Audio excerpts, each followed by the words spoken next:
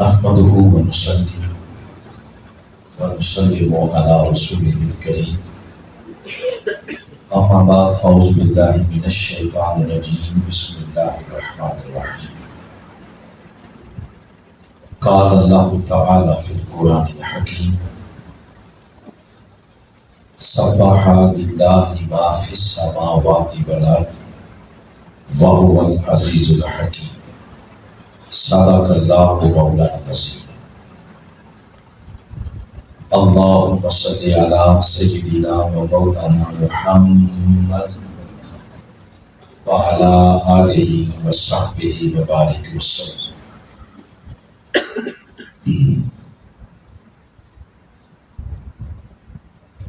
صدر مجلس محترم المقام حضرت علامہ پروفیسر حافظ ثناء اللہ تنویری صاحب، lecturer Punjab university Jhelum campus,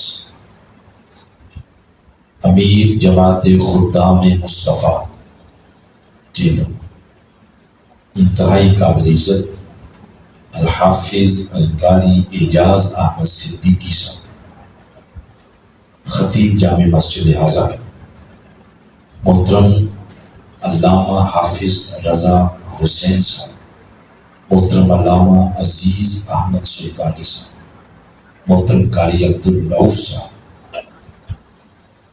محترم علامہ عبدالرؤوف مقصودی صاحب، محترم ٹھیکیدار حاجی محمد انور صاحب، صدر انتظامیہ کمیٹی مسجد اعظم، برادر مکرم حافظ پروفیسر محمد احسان صاحب،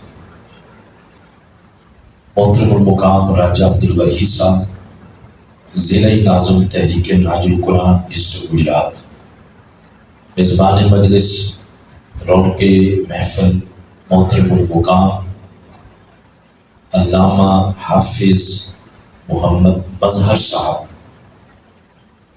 ضلع صدر منہاج القرآن علماء کونسل ڈسٹرکٹ جیلم، جملہ قائدین، جملہ حاضرین، سوشل میڈیا کے ذریعے اس پروگرام میں شامل جملہ ناظرین، الحمدللہ توفیق الہی سے درس عرفان قرآن کے نام سے معنون یہ پروگرام ہم سب کو نصیب ہوا ہے۔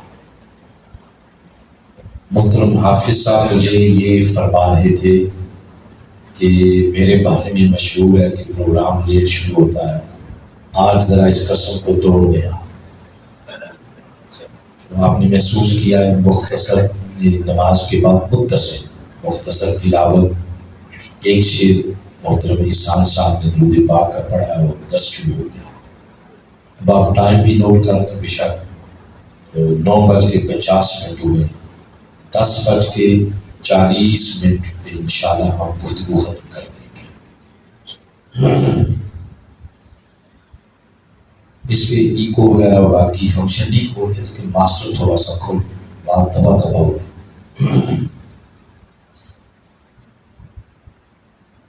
آپ کے سامنے میں نے سورۃ الحدید کی آیت نمبر 1 تلاوت کی، آج اسی کا درس شامل کرتے ہیں۔ میں شکریہ ادا کرتا ہوں علامہ پروفیسر حافظ ثناء اللہ تنویری صاحب کا، آج آپ نے وقت نکالا ہے اور اس مجلس کی صدارت فرما رہے ہیں، تو آپ کے آنے پر تحریک منہاج القرآن آپ کی شکر گزار ہے۔ آپ نے اپنی موجودگی سے اس پروگرام کو چار چاند لگائے۔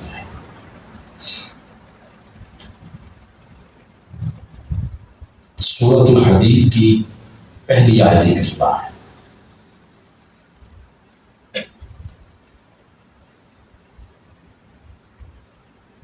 اس سورہ کی ابتدا رب کی تسبیح سے ہو رہی۔ پہلا لفظ ہے سبح للہ ما فی السماوات والارض، اس میں پہلا لفظ ہے سبح۔ بولے سارے کیا لفظ ہے؟ اس کا معنی تسبیح ہے، اللہ کی تسبیح پر آج گفتگو ہوگی۔ اس سورہ کا آغاز اسی لفظ سے ہوگا۔ یہ 5 قرآن حکیم کی صورتیں ہیں جن کی ابتدا لفظ سبح یا یسبح سے۔ ایک یہ سورہ ہے سورہ حدید، اس سے ایک سورت چھوڑ کے اگلی سورۃ الحشر، اس کے بعد سورۃ الصف، پھر سورۃ تغابن اور پھر سورۃ جمعہ۔ ان صورتوں کی ابتدا لفظ سبح یا یسبح سے۔ اس کا معنی ہے تسبیح۔ ان 5 صورتوں میں سے اس سورہ کا پہلا نمبر ہے۔ ان 5 صورتوں کو کہتے ہیں مسبحات۔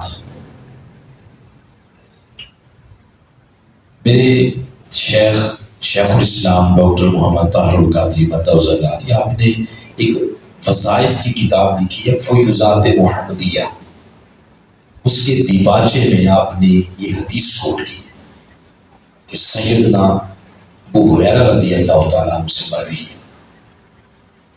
وہ فرماتے ہیں کہ آقا علیہ السلام نے فرمایا، جو رات سونے سے قبل مسبحات کی تلاوت کرتا ہے اس کے نام اعمال میں پورے قرآن پاک کی تلاوت کا اجر لکھ دیا جاتا ہے۔ وہ 5 صورتیں ہیں مسبحات، ان میں سے پہلا نمبر سورہ حدید کا ہے۔ اس اعتبار سے اس کو ام المسبحات بھی کہتے ہیں۔ ام کا معنی ہے جڑ،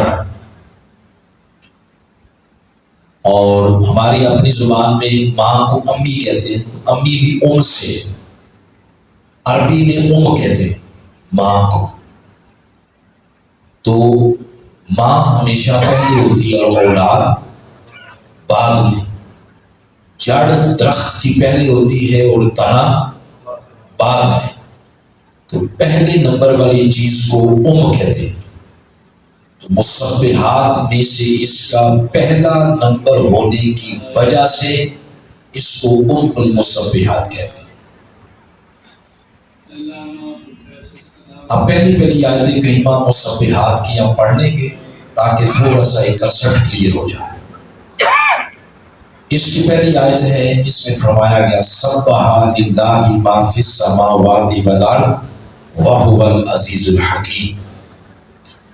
جو کچھ بھی آسمانوں میں ہے اور زمین میں ہے سب اللہ کی تسبیح کرتے ہیں، وہ بڑی عزت والا اور بڑی حکمت والا ہے۔ مسبحات میں جو اگلی سورہ ہے سورۃ الحشر، اس کی پہلی آیت بھی ایک لفظ کے اضافے کے ساتھ یہی ہے، سبح، بسم اللہ الرحمن الرحیم، سبح للہ ما فی السماوات وما فی الارض وہو العزیز الحکیم۔ جو کچھ آسمانوں میں ہے اور جو کچھ زمین میں ہے سب اللہ کی تسبیح کرتے ہیں اور وہی غالب ہے اور حکمت والا ہے۔ پھر ایک سورت کو چھوڑیں تو آگے سورۃ الصف ہے، اس کے لفظ بھی اسی طرح ہیں، سبح للہ ما فی السماوات وما فی الارض وہو العزیز الحکیم۔ کائنات کی ہر شے، چاہے وہ آسمانوں میں ہے یا زمین میں ہے، اللہ کی تسبیح کرتی ہے، وہ عزت والا ہے، غالب ہے، حکمت والا ہے۔ آگے چوتھی سورہ ہے، اس میں اب لفظ مضارع میں بدلا تو فرمائی یسبح، پہلے کیا تھا سبح، اب کیا ہے یسبح، فرمائی یسبح للہ ما فی السماوات وما فی الارض المالک القدوس العزیز الحکیم۔ فرمایا کائنات کی ہر شے، چاہے وہ آسمان میں ہے یا زمین میں ہے، اللہ کی تسبیح کرتی ہے اور قیامت تک ہر شے اللہ کی تسبیح کرتی رہے گی۔ اب اس میں اگلے 2 زمانے بھی شامل ہو گئے۔ اسی طرح جمعہ کے بعد پھر ایک سورہ چھوڑ کے اگلی سورہ سورۃ التغابن، اس میں فرمائی یسبح للہ ما فی السماوات و ما فی الارض۔ تو یہ 5 صورتیں ہیں، ان کا نام ہے مسبحات۔ جس سورہ سے ہم آج درس دینا چاہتے ہیں یا سننا چاہتے ہیں وہ ہے سورۃ الحدید۔ مسبحات میں اس کا پہلا نمبر۔ لفظ حدید کا معنی ہے لوہا۔ کیا معنی بولے؟ لوہا۔ تو سورۃ الحدید اس پوری اضافت کا ترجمہ ہو گیا لوہے والی سورہ۔ ابتدا ہوئی ہے تسبیح سے، نام ہے لوہے والی سورہ۔ اب یہ جو دونوں لفظ ہیں لوہا اور تسبیح، ان کا آپس میں ربط کیا ہے؟ ہمارے ہاں تو معاشرے میں جو ذہن میں آئے ہم وہ نام رکھ دیتے ہیں بچوں کی، جو اچھا لگا نام رکھ دیا۔ تو ضروری نہیں کہ وہ شخصیت اسم با مسمہ بھی ہو، مگر مثلا کسی کا نام رکھا بہادر، اس کا معنی تو آپ کو سمجھ میں آتا ہے نا بہادر کیا، تو ضروری نہیں کہ وہ واقعی بہادر ہو، اپنے نام کے ساتھ وہ میچ کرتا ہو، یہ ضروری نہیں۔ تو مگر قرآن پاک میں ایسا نہیں۔ قرآن پاک میں آپ کی توجہ ہے؟ بولے توجہ ہے؟ اب تھوڑا آگے آ جائیں۔ مہمان آئے نا جب آپ، تو آپ نے اپنی توجہ تقسیم نہیں ہونے دینی۔ مہمانوں کو میں خود ویلکم کرتا ہوں۔ جو تشریف لائے ہیں مہمان، ان کی راہوں میں محبت سے ادب سے پلکیں بچھائی جاتی ہیں۔ اللہ سب کا نا قبول فرمائے۔ مگر یہ جو قرآن پاک ہے اس میں سورت اور سورت کے جتنے مضامین ہیں ان کا آپس میں ربط ضروری ہے۔ یہ اس کو کہتے ہیں اسم با مسمہ۔ تو سورت کا نام ہے حدید، اس کا معنی لوہا، آغاز ہو رہا ہے تسبیح سے۔ جو ہی لفظ لوہا بولا جاتا ہے سننے والوں کے ذہن میں تصور کیا خیال ہے؟ نرمی کا آتا ہے یا سختی کا؟ بولے سختی کا۔ اب دوسری طرف آ جائیں، جب لفظ بولا جاتا ہے تسبیح، اس وقت ذہن میں تصور سختی کا آتا ہے یا نرمی کا؟ اب آغاز ہو رہا ہے تسبیح سے، پوری سورت کا نام رکھا ہے لوہا، لوہے والی سورہ۔ ضرور اس تسبیح کا اس لوہے کے ساتھ تعلق ہے۔ یہ عام کوئی تسبیح نہیں ہوگی جس کو سن کے ذہن میں نرمی سی آتی ہے، اور جیسے آپ کہتے ہیں کہ بندہ فلاں تو ہے ہی کوئی تسبیح شسبیح رولنے والا بندہ، یہ وہ تسبیح نہیں ہے۔ اس تسبیح کا سورہ کے نام کے ساتھ بڑا ایک گہرا تعلق ہے۔ وہ تعلق کیا ہے وہ میں آپ کو سمجھاتا ہوں، وہی سمجھایا جائے گا۔ اب ہمارے معاشرے میں تسبیح جس کو کہتے ہیں وہ یہ بھی ہے، سبحان اللہ، بولے ذرا، پھر بولے، اس کو بھی تسبیح کہتے ہیں۔ ہمارے ہاں نعت خواں حضرات جب نعت پڑھتے ہیں تو ہمارے یہاں کیونکہ بیٹھے ہیں بھائی احسان صاحب بیٹھے، ان کی نہیں میں بات کر رہا، یہ تو ہمارے بھائی ہیں، ہمارے ساتھ چلتے ہیں، میں مطلق بات کر رہا ہوں۔ ثنا خان جب نعت پڑھتے ہیں تو دونوں ہاتھ کھڑے کرواتے ہیں اور پھر کہتے ہیں کہ آپ جو کہے گا سبحان اللہ اس کے نام کا جنت میں درخت لگ جائے گا۔ کبھی آپ نے مجھ سے پوچھا ہے کہ واقعی ایسے ہی؟ سگریٹ نہیں چھوڑنے، چرس نہیں چھوڑنی، نماز نہیں پڑھنے، اور روزہ نہیں رکھنا، پاکیزگی، وہ تو بات ہی کوئی نہیں ہے۔ طہارت، توبہ، یہ چیزیں ہی کوئی نہیں ہے۔ بس ہاتھ سے لا کے سبحان اللہ تو جنت میں درخت لگ جائے، اتنی سوکھی شجرکاری نہیں ہوتی جنت میں۔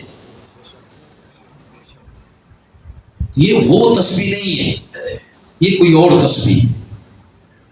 تو آغاز اسی تسبیح سے کریں گے، کرتے کرتے کرتے آپ اس تسبیح تک پہنچ جائیں گے جس تسبیح کا تعلق اس سورۃ الحدید کے نام کے ساتھ ہے۔ تو آغاز اسی سے کرتے ہیں۔ اب یہ وہ معروف طریقے سے نہیں میں کہہ رہا، کیونکہ ہمارا آغاز ہی تسبیح سے ہے، اس تناظر میں کہہ رہا ہوں۔ ذرا بولیں، آپ کریں تسبیح ذرا، پھر بلند آواز سے۔ اب آپ یہ کرتے جائیں تاکہ اس تسبیح سے ہم اس تسبیح تک پہنچیں۔ یاد رکھیں، یہ جو فرمایا گیا ہے کہ کائنات کی ہر شے اللہ کی تسبیح کرتی، یہ جو ما فی السماوات والارض یا وما فی الارض، تو یہ ما عموم ہے، اس میں ہر شے، اس میں ریت کے ذرے، پانی کے قطرے، چرند پرند، نباتات، جمادات، حیوانات، انسان، جن، انس، ملائکہ، سورج، سیارے، ستارے، ہر شے اللہ کی تسبیح کرتی۔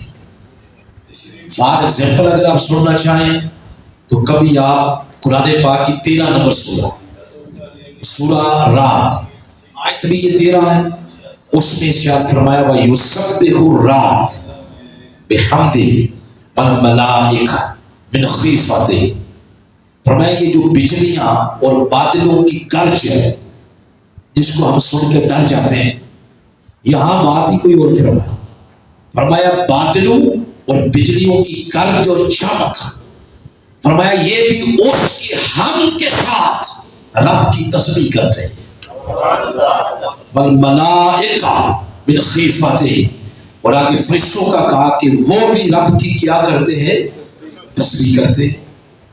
اسی طرح تھوڑا سا آگے چلے تو سورہ صاد، اس میں ذکر ہوا ہے حضرت داؤد علیہ السلام۔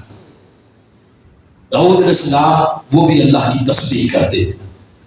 آپ نے یہ سن رکھا ہوگا، جب کوئی اچھی تلاوت کرے تو کہتے ہیں جی فلاں کے پاس تو لحن داؤدی ہے، قرات کرتا ہے موتی پر دیتا ہے۔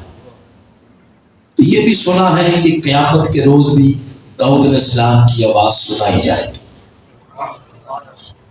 تو داؤد وہ زبور کی تلاوت ہوگی، پھر قرآن کی تلاوت ہوگی، اور قرآن کی تلاوت حضرت کعب کریں گے، ان کو لحن داؤدی عطا کیا ہے۔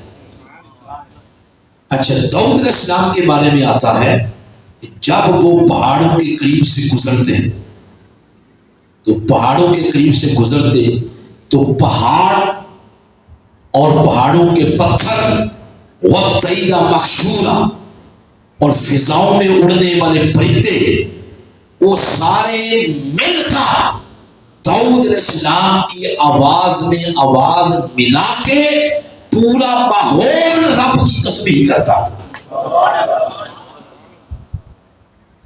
پھر ساتھ 2-3 احادیث مبارکہ بھی اٹیچ کر لیتے، شامل کر لیتے ہیں۔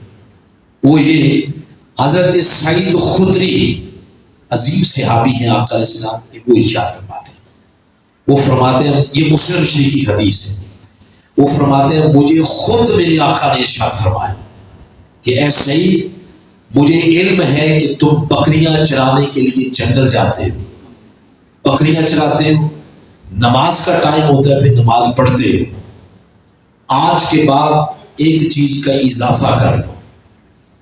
انہوں نے عرض کیا حضور فرمائیں، تو آپ نے فرمایا ہر نماز سے پہلے اذان دیا کر۔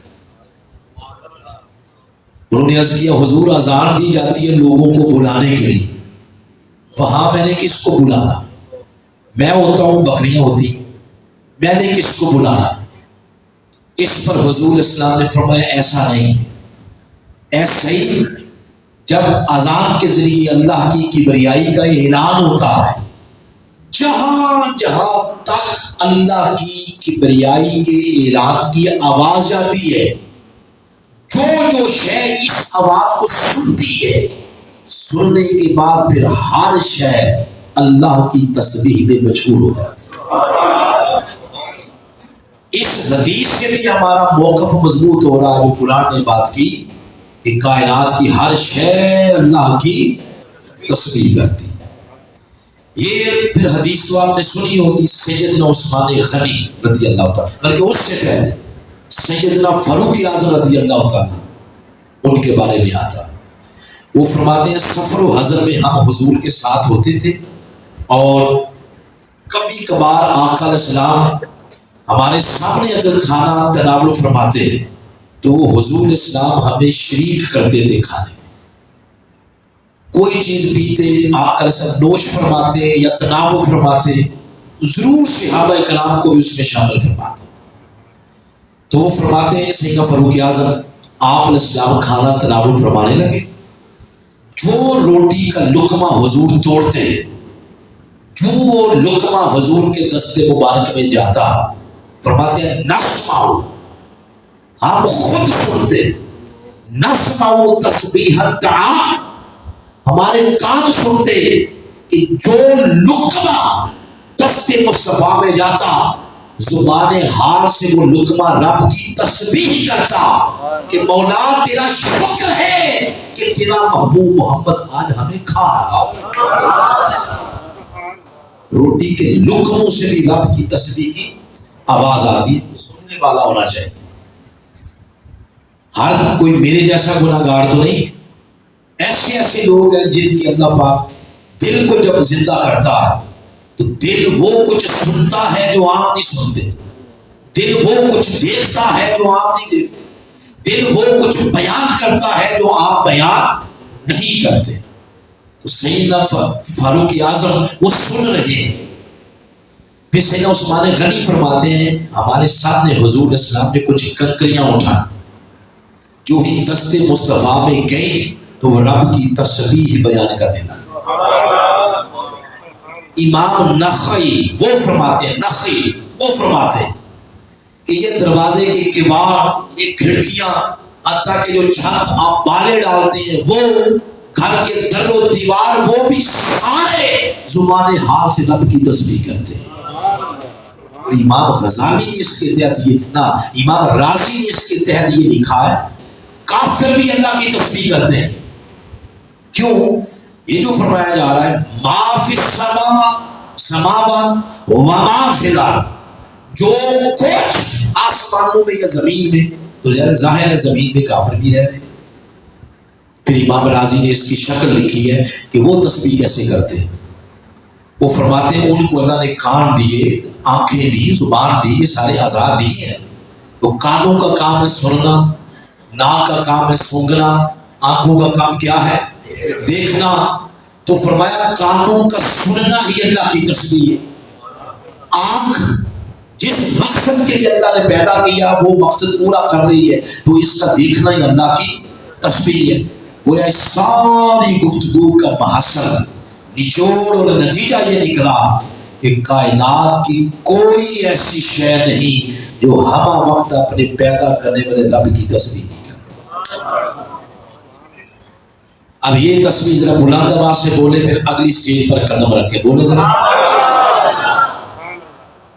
اب انسان بھی کرتا اللہ کی تسبیح، انسان بھی، مگر انسان کے دو ایسے سٹیٹس ہیں جو اور کسی مخلوق کے نہیں۔ پہلے یہ بات مشکل ہوتی تھی سمجھانا سٹیٹس، جب سے واٹس ایپ آیا ہے تو یہ آسان ہو گیا۔ اب لگاتے نہیں اس پہ سٹیٹس، اس سے پتہ چلتا کہ آج بندہ کہاں ہے، کس کیفیت میں، کس تخیل اور تصور میں، کس موج مستی میں، پتہ چلتا ہے۔ انسان کے دو سٹیٹس ہیں۔ اس کا پہلا سٹیٹس ہے کہ یہ جمع المخلوقات ہے، بولے ذرا، جمع المخلوقات۔ اور دوسرا سٹیٹس ہے اشرف المخلوقات۔ یہ انسان کے دو سٹیٹس ہیں جو اور کسی مخلوق کو عطا نہیں ہوئے، اس کو عطا ہوئے۔ جب اس کو دیکھتے ہیں اس تناظر سے جمع المخلوقات، اس کا معنی کیا ہے؟ اس کا معنی یہ ہے، توجہ سے یہ بات سننی ہے تو تب سمجھ آئے گی۔ اس کا معنی یہ ہے کہ جو کائنات کی ہر شے تسبیح کرتی ہے نا اللہ کی، اس تسبیح کی اپنی شکل ہے، اپنی اپنی شکل ہے، وہ اپنے اپنے حسب حال اللہ کی تسبیح کرتی ہے۔ لیکن جب انسان کی باری آئی، اللہ نے انسان کو بنایا، پیدا کیا، تو جو اس کی تسبیح کے رنگ بکھرے پڑے تھے نا پوری دنیا میں، ہر شہر کا اپنا رنگ تھا تسبیح کرنے کا، لیکن جب انسان کو بنایا وہ سارے رنگ اٹھا کے حضرت انسان میں اللہ نے جمع کر دیا۔ اور میں اب یہ وہ تسبیح بھی کرے گا جو سورج کرتا ہے، یہ وہ تسبیح بھی کرے گا جو چاند کرتا ہے، یہ وہ تسبیح بھی کرے گا جو پرندے کرتے ہیں، کیونکہ یہ جمع المخلوقات ہے، یہ کائنات کا خلاصہ ہے، یہ مجموعہ ہے۔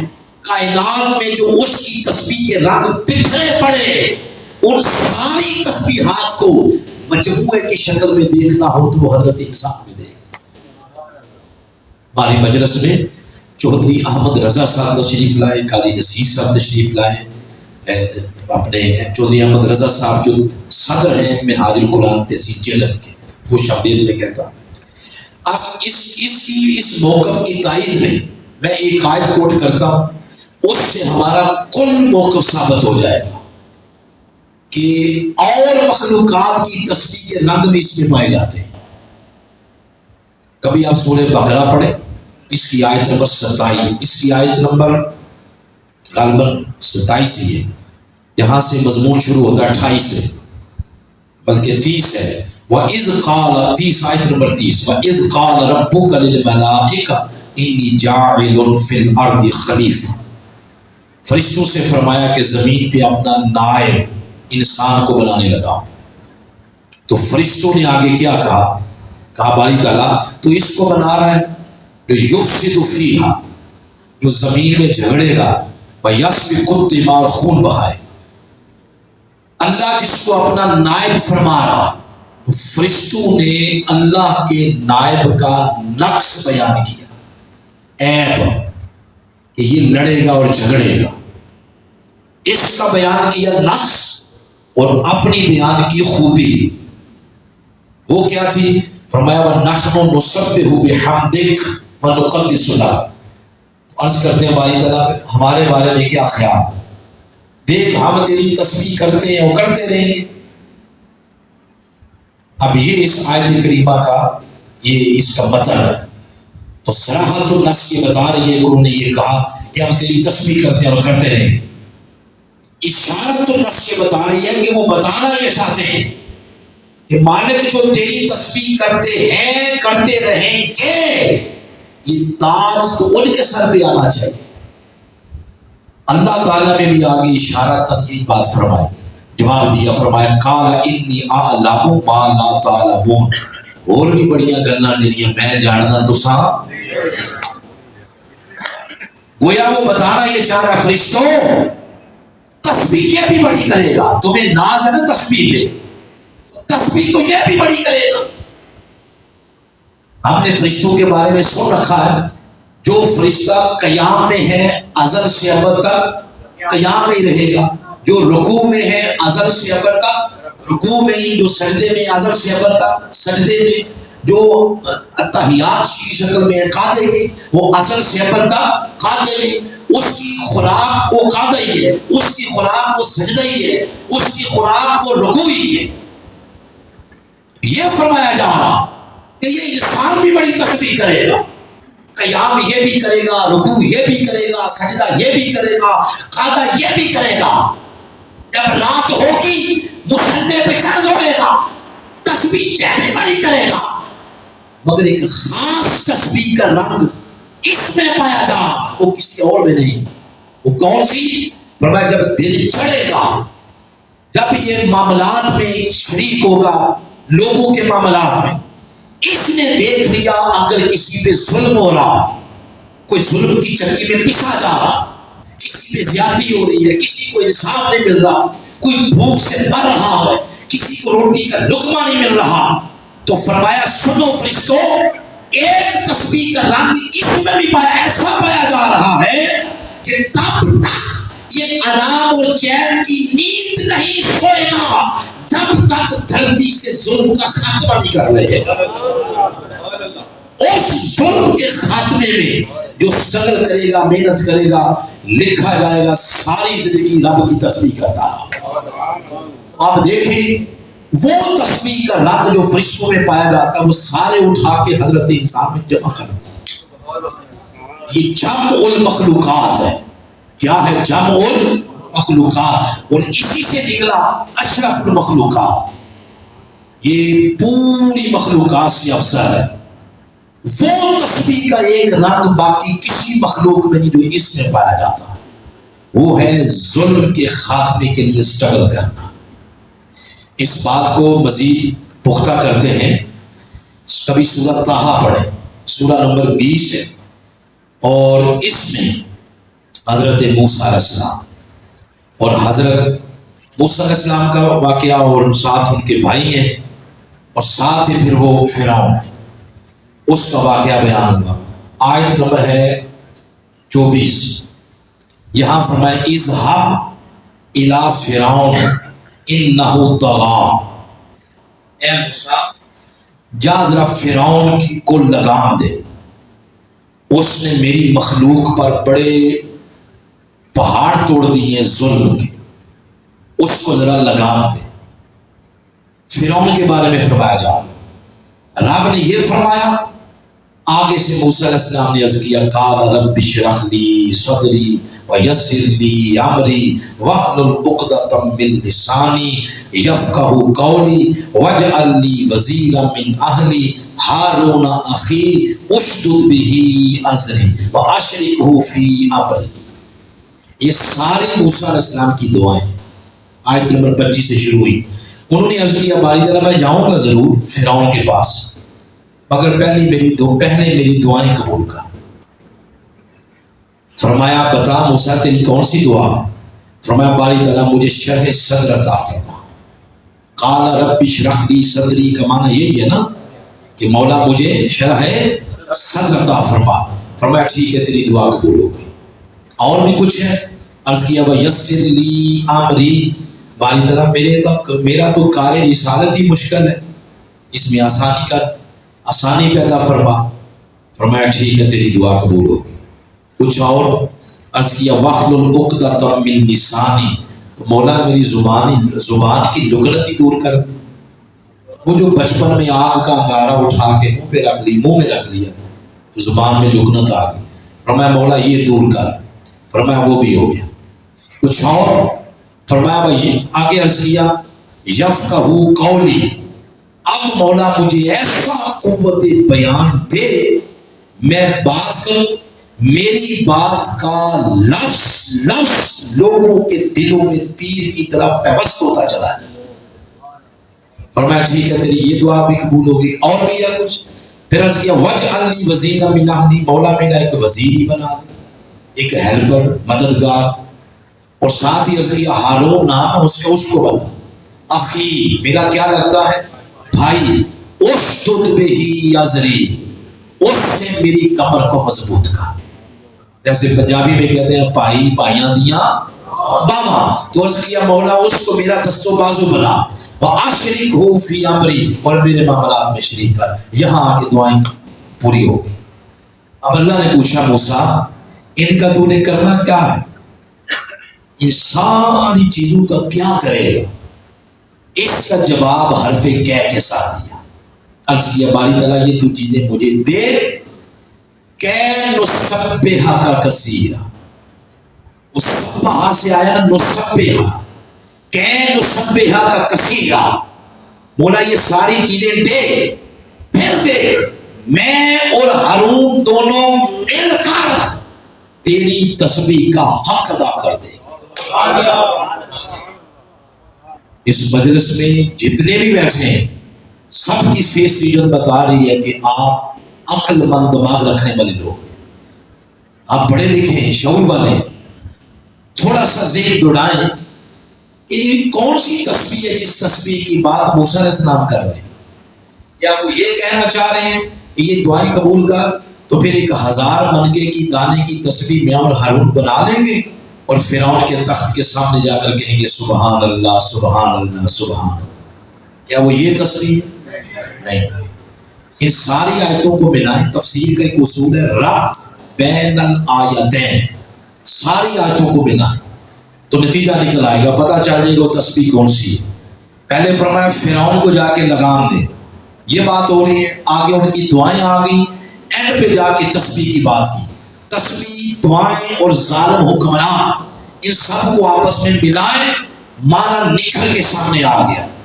جس تسبیح کی بات موسیٰ علیہ السلام اور حضرت ہارون کر رہے ہیں، وہ تسبیح یہ ہے کہ مولا یہ ساری چیزیں مجھے دے، یہ ساری دعائیں قبول کر، پھر دیکھ اس ظالم حکمران کے سامنے جا کے حق کا کلمہ بلند کریں گے. وہ حق کی آواز بلند کرنے کو قرآن نے جس لفظ کا ٹائٹل دیا ہے اس کا نام ہے اللہ کی تسبیح.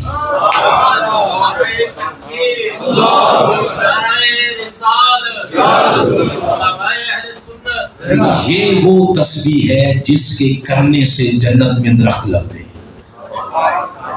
یہ وہ تسبیح ہے. وہ ایسے نہیں لگ جاتے کہ ہاتھ اٹھا کے سبحان اللہ کہیں تو جنت میں ایک بوٹا لگ گیا. یہ وہ تسبیح ہے جو کریں گے تو جنت میں کیا لگے گا؟ ایک درخت لگے گا. یہ تسبیح یہ ہے کہ اپنا سارا وزن ظالم کے پلڑے میں نہیں ڈال، مظلوم کے پلڑے میں ڈال، ساتھ مظلوم کا دے. ہم نہیں ایسا کرتے. ہمارے ہاں ایک گھر سے لے کے گھر سے 4 بہو یعنی 4، ان میں سے ایک تگڑے گھر کی ہے تو ساس اور سسر صاحبہ کا، صاحب کا اور صاحبہ کا وزن سارا وہ تگڑے کے پلڑے میں ہوگا، باقی ساری بیچاری مظلوم. یہ تو گھر کا مسئلہ ہے. پھر محلہ لیں، گاؤں لیں، پنڈ لیں، شہر لیں، پھر ضلع لیں، پھر صوبہ لیں، پھر پورا ملک لیں، پھر 24 کروڑ عوام لیں.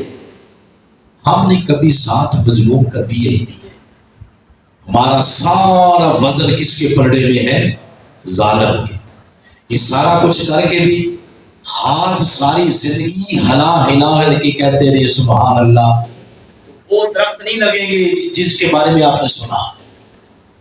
وہ اجر اس شکل میں اجر تبھی ملے گا جب اپنا سارا وزن کس کے پلڑے میں ڈالنا ہے؟ بولے نا، مظلوم کے پلڑے میں. یہ ہے اصل تسبیح، اور یہ ہی وہ تسبیح ہے جس کی وجہ سے اس انسان کو اشرف المخلوقات کہا گیا ہے. بات سمجھ آ گئی؟ بولے آگے چلتے ہیں. تسبیح کی ایک اور جہت ایک اور سورہ میں بھی، وہ ہے سورۃ القلم. اس کو کبھی کھولیں، 68 نمبر سورہ ہے. اس کی آیت نمبر ہے 17 سے ایک بات شروع ہوئی اور آیت نمبر 28 پہ جا کے بات ختم ہو رہی ہے. 29 سے آیت نمبر 28 میں یہ لفظ تسبیح کا آیا ہے. آپ اگر پسند کریں تو آیت متن کے ساتھ پڑھو.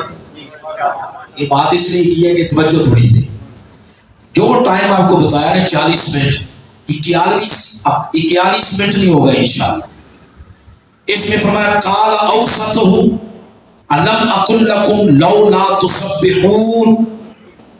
وہ 3 بھائیوں کی بات کی جا رہی ہے. 3 بھائی، ان میں سے ایک زیرک بھائی باقی 2 سے کہتا اے میرے بھائیوں، میں نہیں تمہیں کہتا تھا لولا تسبحون، تم رب کی تسبیح کیوں نہیں کرتے؟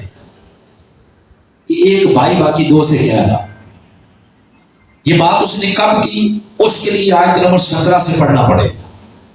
میں نے تو جان بوجھ کے اینڈ پہ جا کے سنائی، اینڈ سے جا کے، تاکہ تجسس پیدا ہو.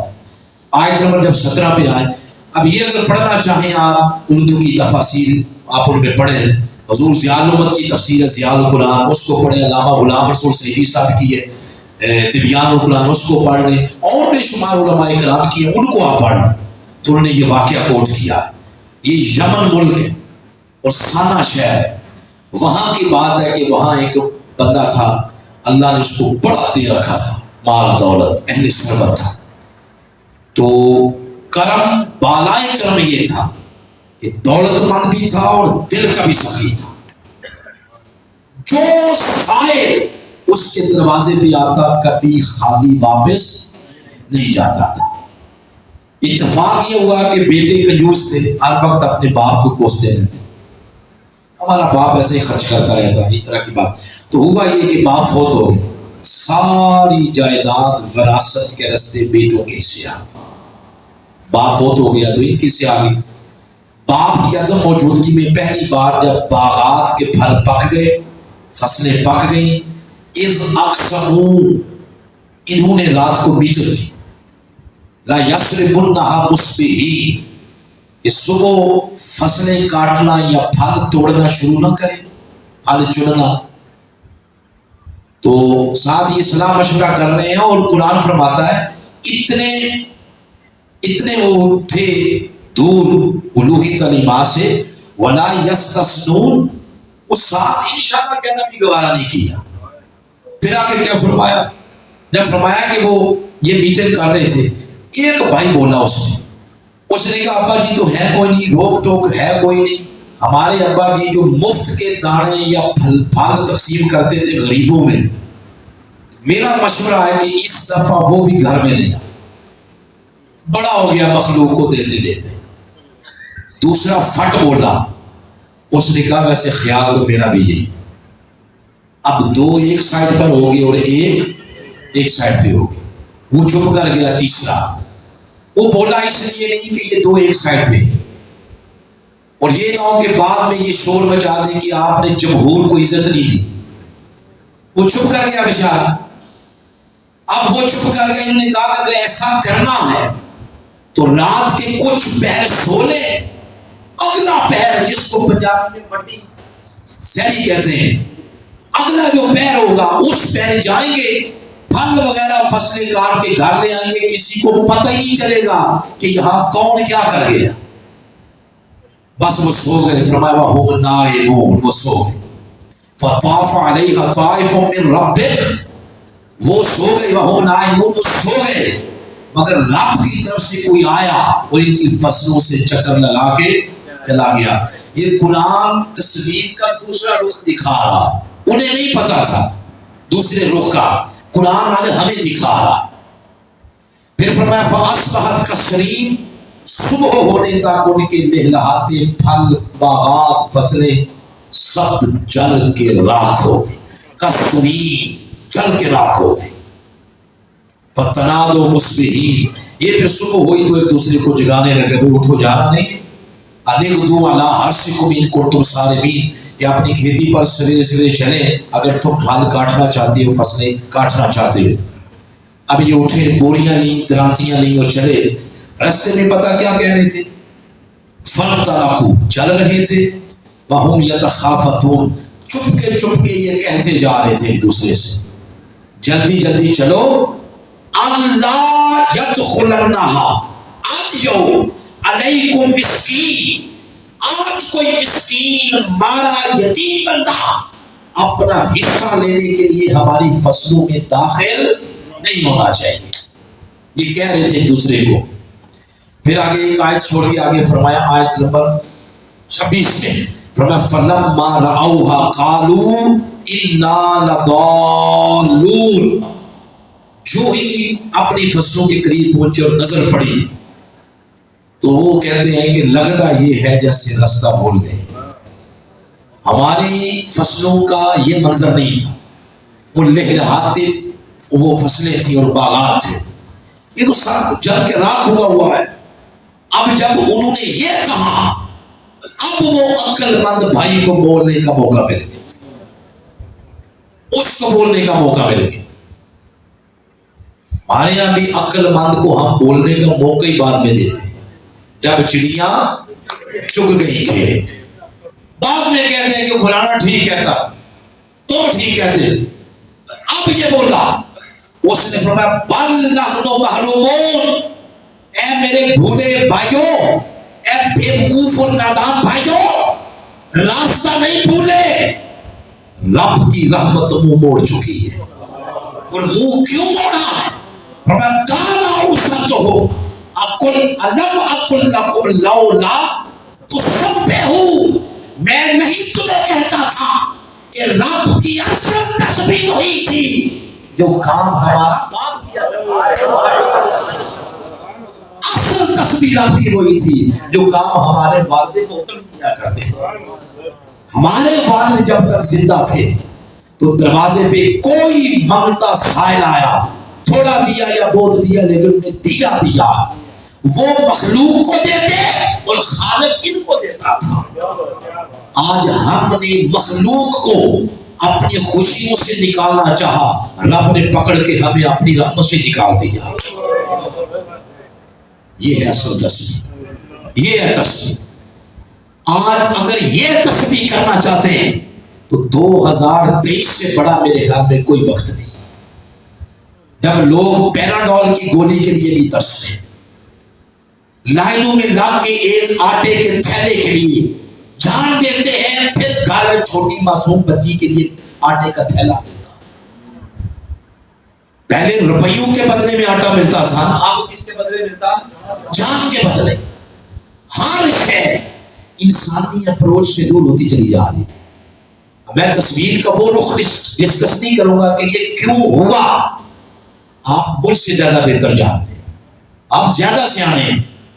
میں تو صرف یہ رخ دکھانا چاہتا ہوں کہ جب ایسا ہو رہا ہے تب ہمیں کرنے کی کیا، ہمیں ہمارا کرنے والا کام کون سا ہے؟ ہم لوگوں کے دکھ بانٹ سکتے، تکلیفیں بانٹ سکتے۔ اس عالم میں حضور اسلام کی ایک حدیث سنے، آپ نے فرمایا بہترین کھانا وہی ہے، ایک بندے کا کھانا ہو تو 2 کھایا کرو، 2 کا کھانا ہو تو کتنے کھاؤ؟ 4 کھاؤ، 4 کا کھانا ہے تو 8 کھاؤ۔ اگر اس اصول کو ایک وقت ہم اپنے معاشرے پہ اپلائی کر لیں تو میرے خیال میں اگر کوئی تھوڑا بھی کھائے گا لیکن بھوکا نہیں کوئی بھی سوئے۔ یہ اصل تسبیح کرنے والی، جتنا کر سکتے ہیں آگے بڑھ کے کریں۔ موت کی کوئی خبر نہیں، اگلے لمحے کی کوئی خبر نہیں۔ جن اعمال کو، جن نیکیوں کو آپ چھوٹا سمجھ کے اگنور کر رہے ہیں، ضائع کر رہے ہیں، ہو سکتا ہے قبر میں جا کے اس ایک نیکی کو ہی ترسیں۔ وہ جو مسکین مانگنے آیا تھا، وہ میرے محلے کا یتیم جو سکول کی فیس نہیں دے سکتا تھا، کاش میں اس کی 1 مہینے کی فیس دے دیتا، آج میرے ساتھ حسن سلوک والا معاملہ ہو جاتا، اچھا سلوک ہوتا قبر میں اور حشر میں۔ اگر آپ ایسا کریں گے، لوگوں کے دکھ دور کریں، تکلیفیں دور کریں، روتے ہوئے لوگوں کے آنسو صاف کریں، ان سے پوچھیں کہ ماجرا کیا، اگر ایسا کریں لکھ دیا جائے گا ساری زندگی اللہ کی تسبیح کرتے رہے۔ یہ ہے اصل عبادت، یہ ہے اصل تسبیح۔ آخری بات، 7 منٹ رہ گئے ہمارے پاس، آخری بات جس پہ گفتگو ختم کرنی تو اس پر آپ، ایک کتاب ہے پاکستان میں لکھنے والے ہیں صوفی، کتاب کا نام ہے مخزن اخلاق، اس کے رائٹر ہیں صوفی رحمت اللہ سبحانی۔ اس میں ایک وہ واقعہ لکھتے ہیں، اب یہ غلط ہے صحیح ہے یہ وہی جانے، کیونکہ انہوں نے لکھا ہے تو ان کی قلم جو لکھ گئی ہے ذرا وہ جواب دے ہوں گے، میں نے پڑھا، میں آپ کو سنا۔ وہ سلطان سنجر کا واقعہ لکھتے ہیں۔ سلطان سنجر جو بڑا تاریخی بادشاہ، بڑا عدل و انصاف، اس پہ یہ جو ملک ہے ترکی، انہوں نے کوئی ڈرامہ بھی بنایا، اس کا نام نہیں میرے ذہن میں آ رہا، سلطان سنجر بھی بڑا صوفی درویش منشوار تھا۔ 40 سال حکمرانی کرنے کے بعد اس کے ذہن میں آیا کہ کیوں نہ ہو حج کر لیا جائے۔ 40 سال ہو گئے ہیں تو بتیرا ہو گیا ہے، اس نے اپنی کیبنٹ کو بٹھایا اور کہا کہ میں حج پہ جانا چاہتا ہوں، تمہاری طرف سے اجازت ہے، یہ معاملات پیچھے چلا لو گے؟ یہ ہم سے اگر پوچھا جائے نا، ہم سے کو پوچھے تم معاملات چلاؤ گے، تو یہاں پنجابی میں کہتے ہیں جیڑا کپو اوہی لال۔ ہر کوئی بندہ کہے گا کہ مجھ سے تو بڑا کوئی صلاحیتوں کا مالک ہی نہیں۔ پہلے لوگ بڑے ایماندار ہوتے تھے، ان سب نے کہا بادشاہ صاحب ہم اس طرح نہیں چلا سکے جس طرح آپ، بہت پریشان ہوگا، رات بھر سوچتا رہا، پھر اس کے ذہن میں ایک بات آئی تو اس نے صبح اٹھ کے پھر اجلاس بلا لیا اور یہ کہا کہ کل جو بات کی تھی اس کے متبادل ایک ذہن میں بات آ رہی ہے۔ اس نے کہا وہ یہ 7 جنگل ہے، گھنا جنگل، تو میرا دل ہے کہ 2 گھنٹے کے لیے اس میں چلا جایا کرو اکیلا، وہاں بیٹھ کے یکسوئی کے ساتھ اس کو یاد کرو، اس وقت مجھے پھر ڈسٹرب نہیں کرنا۔ انہوں نے کہا بادشاہ صاحب یہ تو ہو جائے گا. تو گئے، بادشاہ چلا گیا، مصلی لے گیا، وہاں بچھایا اور بیٹھ کے مستغرق ہو گیا استغراق کے آگے.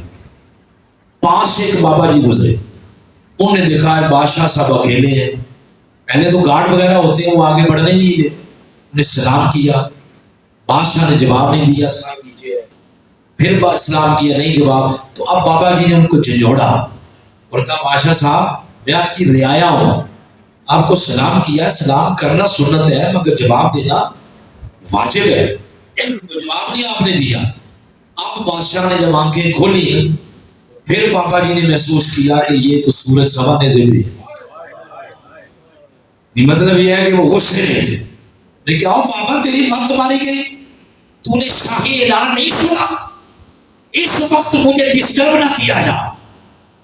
بادشاہ کے آگے بابا جی ہاتھ جوڑ کے کھڑے ہو گئے کہ جان کی امان، میں تو کہیں گیا ہوا تھا مہمان بن کے، جس کو وانڈے کہتے ہیں، تو مجھے نہیں پتا کہ کیا ہوا.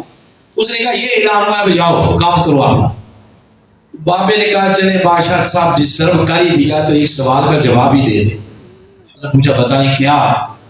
کہنے لگے کہ سوال یہ ہے کہ بتائیں آپ پڑھ کیا رہے ہیں؟